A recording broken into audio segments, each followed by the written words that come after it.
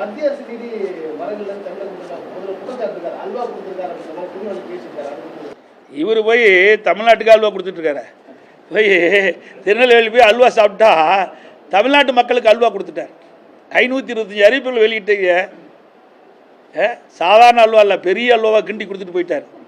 525 அறிவிப்புகளை கொடுத்து எவ்வளோ அறிவிப்பை நிறைவேற்றியிருக்காரு சொல்லுங்கள் பார்க்கலாம். நீங்களே நான் பல முறை சட்டமன்றத்திலையும் பேசிட்டேன், இந்த மாதிரி ஊடகத்திலையும் பத்திரிகைகள் வாயிலாக என்னுடைய கருத்து சொல்லியிருக்கிறோம்.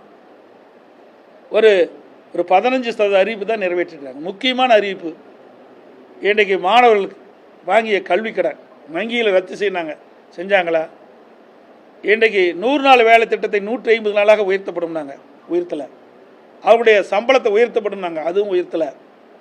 கேஸ் மானியம் 100 ரூபா கொடுக்குறாங்க, இது வரைக்கும் கொடுக்கல. ரேஷன் கடையில் சர்க்கரை 1 கிலோ 2 கிலோ ஆக்குனாங்க, அதுவும் கொடுக்கல. கரும்புக்கு ஒரு மெட்ரிக் டன் கரும்புக்கு 4000 ரூபா கொடுக்குறாங்க விவசாயிகளுக்கு. குறைந்தபட்ச ஆதார விலை 4000 ரூபா கொடுக்குறாங்க, கொடுக்கல. நெல்லுக்கு ஒரு குவிண்டாலுக்கு ஆதார விலை 2500 ரூபா கொடுக்குறாங்க, கொடுக்கல. இப்படி பல திட்டங்கள் இந்த ஆட்சியில் நிறைவேற்றப்படவே இல்லை. நிறைய இருக்குது, இது மாதிரி எதுவுமே நிறைவேற்றலை. எல்லாம் போலி அறிவிப்பு.